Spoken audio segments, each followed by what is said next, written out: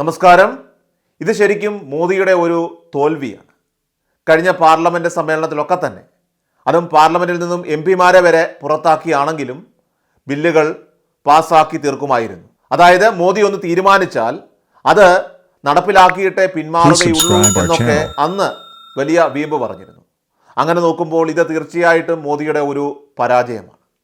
BJP-യുടെ ഏറ്റവും വലിയ സ്വപ്ന പദ്ധതിയായിട്ടുള്ള ഒരു രാജ്യം ഒരു തെരഞ്ഞെടുപ്പ് ഇനി കോൺഗ്രസ് മനസ്സുവയ്ക്കാതെ നടക്കില്ല. വലിയ കൊട്ടിയാഘോഷത്തോടുകൂടി ബില്ല് ലോക്സഭയിൽ അവതരിപ്പിച്ചുവെങ്കിൽ പോലും അത് പാസ്സാക്കിയെടുക്കാൻ കേന്ദ്ര സർക്കാരിന് മുന്നിൽ ഇനിയും ധാരാളം ഒരുപാട് കടമ്പകളുണ്ട്. ബില്ല് പാസ്സാക്കണമെങ്കിൽ പാർലമെൻറ്റിൻ്റെ ഇരുസഭകളിലും 2/3 ഭൂരിപക്ഷം അത്യാവശ്യമാണ്.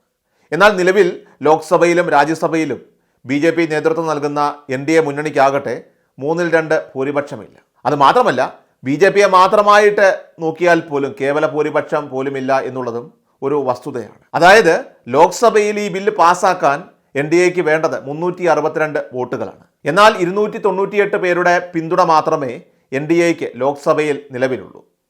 ഇനി രാജ്യസഭയിലാകട്ടെ 158 MP-മാരുടെ പിന്തുണ വേണം എന്നിരിക്കെ ഇവിടെ NDA MP-മാരുടെ എണ്ണം 135ആണ്. അതുകൊണ്ട് തന്നെ പാർലമെൻറ്റിൻ്റെ ഇരുസഭകളിലും 50%-ലധികം വോട്ട് ലഭിച്ചാൽ മാത്രമേ ബില്ല് പാസ്സാക്കാനായിട്ട് സാധിക്കുകയുള്ളൂ. അതുകൊണ്ട് തന്നെ പ്രതിപക്ഷമായിട്ടുള്ള ഇന്ത്യ സഖ്യത്തിൻ്റെ പിന്തുണയില്ലാതെ ഈ ബില്ല് സഭയിൽ പാസ്സാക്കാൻ സാധിക്കില്ല എന്നുള്ളതാണ് സത്യം. അതുമാത്രമല്ല, ബില്ലിന് 50% സംസ്ഥാനങ്ങളുടെ അനുമതി കൂടി ആവശ്യമാണ് എന്ന പ്രധാന കടമ്പ കൂടി കേന്ദ്രത്തിന് ഇനി മറികടക്കേണ്ടതായിട്ടുണ്ട്. ഇതൊരു പ്രധാന വെല്ലുവിളിയാണ്. അതൊരിക്കലും സാധിക്കുകയില്ല. അതിനുള്ള ഏറ്റവും പ്രധാനപ്പെട്ട കാരണം പകുതിയിലേറെ സംസ്ഥാനങ്ങൾ BJP ഇതര പാർട്ടികളാണ് ഭരിക്കുന്നത് തന്നെ. അതുകൊണ്ട് തന്നെ അതും ഒരു തിരിച്ചടി തന്നെയാണ്. അപ്പോൾ ഇതെല്ലാം കൊണ്ട് തന്നെ ബില്ല് പിൻവലിക്കണമെന്നാണ് ഇപ്പോൾ ഇന്ത്യ സഖ്യം ആവശ്യപ്പെട്ടിരിക്കുന്നത്. ഇനി 64 MP-മാരുടെ പിന്തുണയാണ് ലോക്സഭയിൽ ഈ ബില്ലിനായിട്ട് ആവശ്യമായിട്ട് വേണ്ടി വരുന്നതെന്ന് പറയുമ്പോൾ അത് ഒറ്റയ്ക്ക് കൊടുക്കാനായിട്ട് കഴിയുന്ന ഏക പാർട്ടി അത് കോൺഗ്രസ് മാത്രമാണ്. അവർക്കൊരു സ്വതന്ത്രനടക്കം ഇപ്പോൾ ലോക്സഭയിൽ 100 MP-മാരുണ്ട്. എന്നാൽ അതിന് തൊട്ട് താഴെയായിട്ടാണ് 37 MP-മാരുള്ള സമാജ്വാദി പാർട്ടി. പിന്നീട് വരുന്നത് 28 MP-മാരുള്ള തൃണമൂൽ കോൺഗ്രസ് ഉണ്ട്. അത് കഴിഞ്ഞാൽ പിന്നെ 22 സീറ്റുകളുള്ള DMK ആണ്. അതുകൊണ്ടൊക്കെ തന്നെ ഇവർ ഒറ്റയ്ക്ക് വിചാരിച്ചിട്ട് കാര്യവുമില്ല. എല്ലാവരും കൂടി പിന്തുണ കൊടുക്കാൻ തയ്യാറാകേണ്ടതായിട്ട് വരും. എന്നാൽ ഇവരാരും ഇക്കാര്യത്തിന് ഒരു കാരണവശാലും പിന്തുണ നൽകില്ല എന്ന് ഇപ്പോൾ ഉറപ്പായിരിക്കുകയാണ്. അതവർ വളരെ പരസ്യമായി ലോക്സഭയിൽ തന്നെ പറഞ്ഞു കഴിഞ്ഞു. അതായത് ഈ ബില്ല് രാജ്യത്തിൻ്റെ നിലനിൽപ്പിനെ തകർക്കുമെന്നും ഏകാധിപത്യത്തിനുള്ള ഒരു നീക്കമാണിതെന്നുമാണ് സമാജ്വാദി പാർട്ടി വ്യക്തമാക്കിയിരിക്കുന്നത്. മാത്രമല്ല, ഈ ബില്ലിനെതിരെ കടുത്ത എതിർപ്പുമായിട്ട് തൃണമൂൽ കോൺഗ്രസും രംഗത്തെത്തിയിട്ടുണ്ട്. നിയമസഭകളെയൊക്കെ തന്നെ അസ്ഥിരപ്പെടുത്താനുള്ള ഒരു നീക്കമാണിതെന്നും ഇത് തെരഞ്ഞെടുപ്പ് പരിഷ്കാരമല്ല, മറിച്ച് ഒരു വ്യക്തിയുടെ മാത്രം സ്വാർത്ഥ താല്പര്യങ്ങൾ, സ്വപ്നം എല്ലാം തന്നെ പൂർത്തീകരിക്കണം എന്നുള്ളതാണ് ഈ നീക്കമെന്നും തൃണമൂൽ കോൺഗ്രസ് തുറന്നടിച്ചു. ഈ ബില്ല് JPC-ക്ക് വിടണമെന്നാണ് DMK-യുടെ നിർബന്ധം. അങ്ങനെ ഈ ബില്ലിനെ ഏറ്റവും അധികം എതിർത്ത പാർട്ടികളാണ് ഈ 3 ഇന്ത്യ സഖ്യ കക്ഷികൾ. ഇതിൽ തന്നെ UP-യിൽ മാത്രമുള്ള സമാജ്വാദി പാർട്ടിയും അതോടൊപ്പം തന്നെ ബംഗാളിൽ മാത്രമുള്ള തൃണമൂൽ കോൺഗ്രസും ഒരു കാരണവശാലും കേന്ദ്രത്തിനൊപ്പം നിൽക്കില്ല എന്നത് ഇപ്പോൾ ഉറപ്പായിരിക്കുകയാണ്.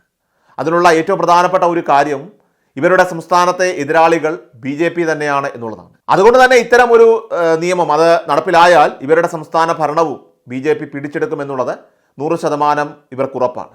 DMK-യുടെ തമിഴ്നാട്ടിലും BJP വളരാനായിട്ട് ഇത് കാരണമായേക്കും. അതേസമയം ബില്ല് അവതരിപ്പിച്ചെങ്കിൽ പോലും കൂടുതൽ കൂടിയാലോചനകൾക്കായിട്ട് സംയുക്ത പാർലമെൻ്ററി കമ്മിറ്റിയിലേക്ക് അയക്കണമെന്നാണ് NDA ഇപ്പോൾ ആവശ്യപ്പെട്ടിരിക്കുന്നത്. JPC അവലോകനം ചെയ്യാൻ ലോക്സഭയിൽ വോട്ട് നടത്താനും സർക്കാർ തീരുമാനിച്ചിട്ടുണ്ട്.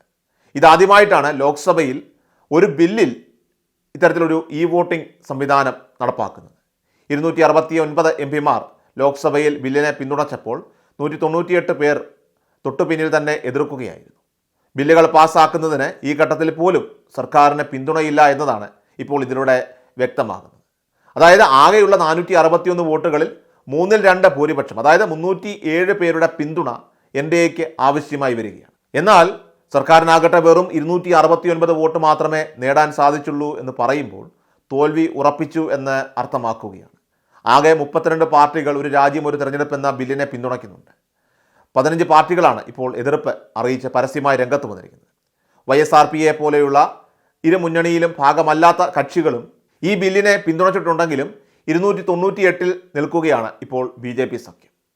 എന്നാൽ കുറഞ്ഞത് ലോക്സഭയിൽ 64 സീറ്റുകൾ ഇനിയും ബാക്കി വേണമെന്നിരിക്കെ കോൺഗ്രസിൻ്റെ പിന്തുണയില്ലാതെ ഇനി ഈ ബില്ലുമായിട്ട് മുന്നോട്ട് പോകാൻ BJPയെ സംബന്ധിച്ച് സാധിക്കുകയില്ല എന്ന് ഉറപ്പാണ്. ഈ ബില്ലിനി പാസ്സാകണമെങ്കിൽ കോൺഗ്രസ് വിചാരിക്കണം. അതുകൊണ്ട് തന്നെ ഈ ബില്ല് പാസ്സാകാൻ പോകുന്നില്ല എന്നതാണ് യാഥാർത്ഥ്യം. എല്ലാ ദിവസവും വാർത്തകൾക്കായി സബ്സ്ക്രൈബ് ചെയ്യുക, ഫോളോ ചെയ്യുക. വാർത്തകളുടെ നോട്ടിഫിക്കേഷനായി ബെൽ ഐക്കൺ എനേബിൾ ചെയ്യുക. Please subscribe our channel.